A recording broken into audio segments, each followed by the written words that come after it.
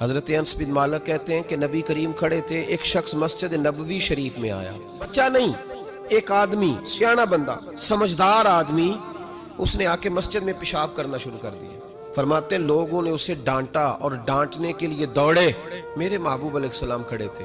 حضور کی طبیعت پر میں نے کوئی تبدیلی نہیں دیکھی، محبوب کھڑے رہے، اور کھڑے کھڑے حضور نے فرمایا ٹھہر جاؤ، اب اسے روکو نہ، اس لیے کہ کسی شخص کے لیے پیشاب روکنا ایک بہت مشکل کام ہے، اسے پیشاب کرنے دو۔ جب اس نے پیشاب کر لیا تو وہ بدو تھا، دیہاتی تھا، ان پڑھ تھا، بات کو سمجھ نہیں سکا۔ میرے محبوب علیہ السلام نے فرمایا پانی منگواؤ، جب پانی منگایا تو فرمایا اس پہ بہا دو تاکہ مسجد صاف ہو جائے، اور اس شخص سے ایک حرف بھی حضور نے نہیں کہا، پیشاب کر دیا مسجد میں۔